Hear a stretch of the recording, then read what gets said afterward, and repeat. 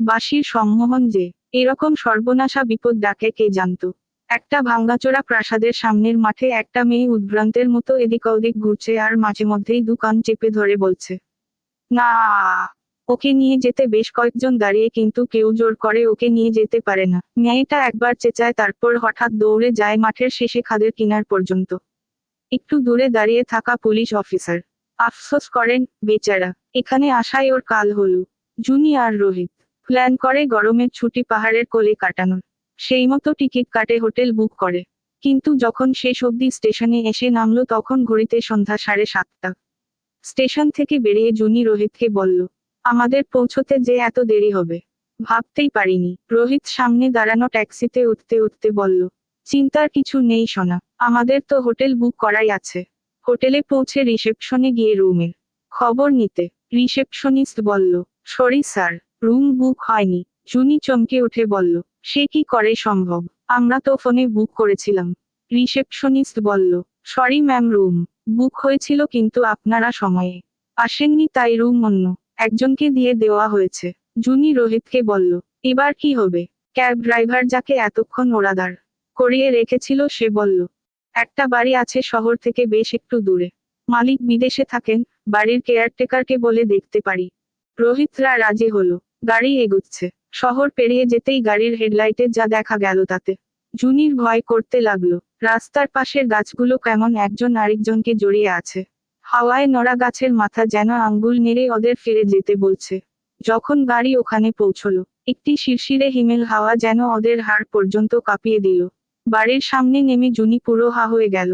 কি বিশাল বাড়ি, যেন রাজপ্রাসাদ, কিন্তু বহু বছরের প্রাকৃতিক অত্যাচারের কারণে বেহাল দশা। প্রায় ভাঙ্গা গেট পেরিয়ে ওরা গিয়ে দাঁড়ালো সদর দরজার সামনে।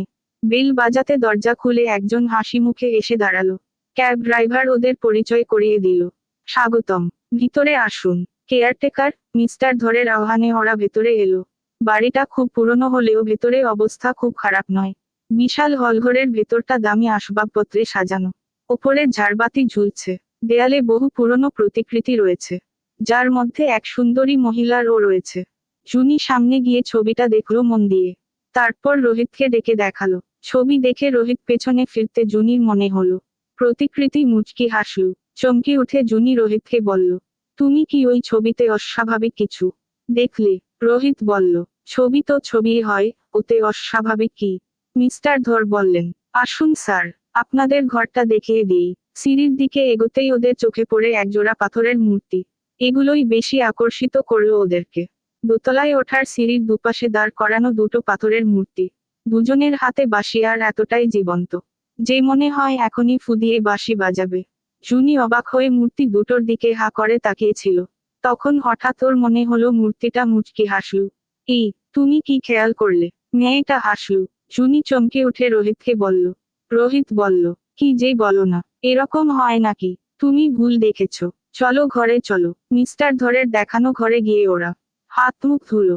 এখানেও জুনির কেন জানি মনে হলো কেউ ওকে দেখছে, কিন্তু কোথাও কেউ নেই। এতটাই ভুল হচ্ছে। প্রশ্নের অদৃশ্য খোঁচা ওকে চিন্তিত করল। নিজেদের সাথে থাকা শুকনো খাবার খেয়ে যখন ওরা শুতে গেল তখন রোহিত খুশি মুখে বলল, এবার নিশ্চিন্তে ঘুমাও। কিন্তু নিশ্চিন্তভাব বেশিক্ষণ টিকল না। রাত বাড়ার সাথে সাথেই অদ্ভুত সব শব্দ শোনা যেতে লাগলো। জুনি লাফিয়ে উঠে বসে ভীত মুখে বলল, এসব কি হচ্ছে? জুনিকে প্রবোধ দিয়ে রোহিত বলল, ও কিছুই না, শুয়ে পড়ো। কিন্তু ঘড়ির কাঁটা যখন 12টা কাটা ছুঁয়ে মাঝরাত্রি ঘোষণা করলো তখন হঠাৎ চারপাশে বাঁশির সুর ভাসতে লাগলো। আওয়াজটা শুনেই জুনি জেগে উঠল। এদিক ওদিক তাকিয়ে ও বুঝতে চেষ্টা করলো কিসের সুর ভাসছে। প্রথমে হালকা শোনা গেলেও একটু পর থেকে আস্তে আস্তে আওয়াজ বাড়তে লাগলো। বাঁশির ওই মিষ্টি অথচ গভীর মন কেমন করা সুরের এমনই আহ্বান যে জুনির কেমন অস্থির লাগলো।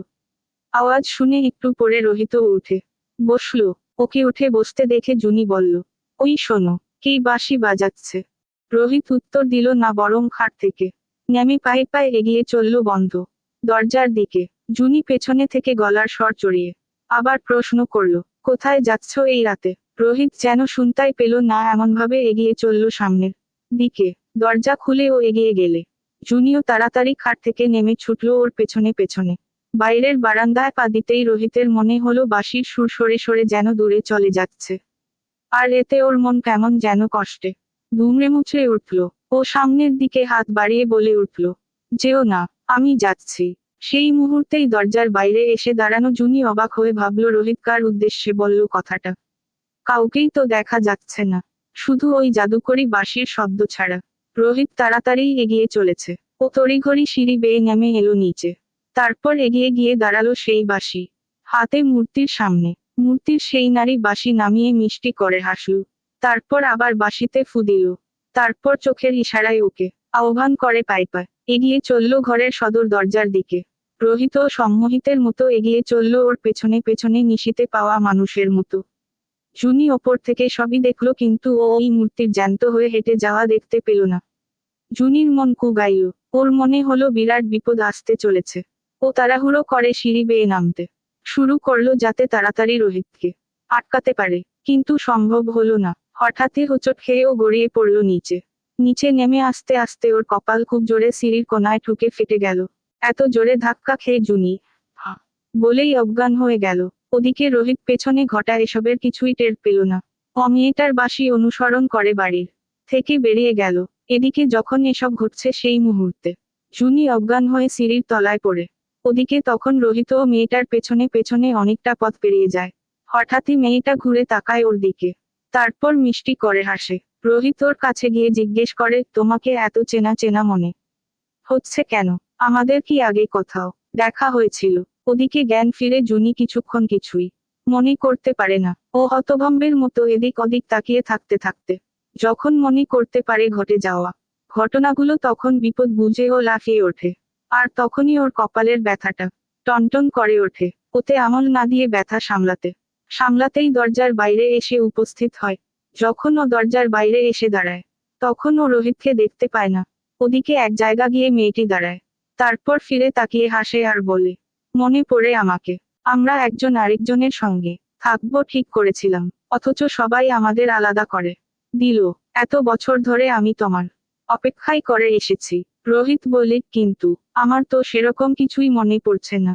কথাটি শুনে মেয়েটা বলে, এত বছর অপেক্ষা করার পর আবারও আমায় শূন্য হাতে ফিরতে হবে? তোমাকে পেয়েও পাবো না, এ হতে পারে না। এসো আমরা আবার আগের মতো এক হয়ে যাই। বলে দুহাত সামনে বাড়িয়ে ধরে রোহিত পায়ে পায়ে এগিয়ে যায় মেয়েটির দিকে। আর তারপরেই পেছনে থেকে জুনি বলে উঠল, সাবধান রোহিত, অমানুষ নয়, পেতনি। ওর কথা শেষ হতেই সেই পেতনি হেসে উঠল। তারপরেই বলল, আগে তুই বাঁচিস কিনা দেখ। এরপর ও এমন সুরে বাঁশি বাজাতে লাগলো যে জুনির মনে হলো ও বধির হয়ে যাবে। ও কান চেপে ধরে চেঁচাতে থাকলো, বন্ধ করো, বন্ধ করো। রোহিত এসবের কিছুই টের পেল না। ও এগিয়ে যেতে থাকে আগের মতো। তারপর নিচের দিকে লাফ দেয়। পেছনে থেকে জুনি চেঁচিয়ে ওঠে, না। তারপরেই ও দৌড়ে আসে যেখানে রোহিত দাঁড়িয়ে ছিল। নিচের দিকে তাকিয়েই ওর হাত পা ঠান্ডা হয়ে যায়। নিচে গভীর খাদ। না। আর তো চিৎকার করেই জুনি অজ্ঞান হয়ে লুটিয়ে পড়ে মাটিতে। পরের দিন সকালে কাঠ সংগ্রহকারীরা নিকটবর্তী জঙ্গলে একটি বিভীষিকাম দৃশ্য দেখে চমকে উঠল। একটি মৃত ছেলে এবং একটি অর্ধমৃত মেয়ে পড়ে আছে দু জায়গায়। পুলিশ এসে জুনিকে হাসপাতালে দেয়। খানিক সুস্থ হওয়ার পর জিজ্ঞেস করলেও ও কিছুই বলতে পারেনি। তবে তার মাঝেও চেঁচিয়ে উঠেছে, ওই বাজছে, ওই ওই। তারপর কানে হাত চাপা দিয়ে বলেছে, বন্ধ করো, বন্ধ করো। ওদিকে পুলিশ তদন্তে কিছু বার করতে পারেনি। শুধু জেনেছে ওই বাড়ির বাসিন্দাদের ঘিরে একটি অন্ধকার ইতিহাস আছে। ওই বাড়ির মহিলা নিজের প্রেমিকের কাছেই ধোঁকা খেয়ে আত্মহত্যা করে। আত্মহত্যার প্ররোচনা ওকে সেই বান্ধবী দিয়েছিল যে ওর প্রেমিকের সাথেই নতুন সম্পর্কে জড়িয়েছিল। মেয়েটি মরার আগে ব্যাপারটা বুঝতে পারে। সেই আত্মাই নাকি এখনো বাঁশির সুরের সম্মোহনে সবাইকে কাছে টানে আর প্রতিশোধে নেয়।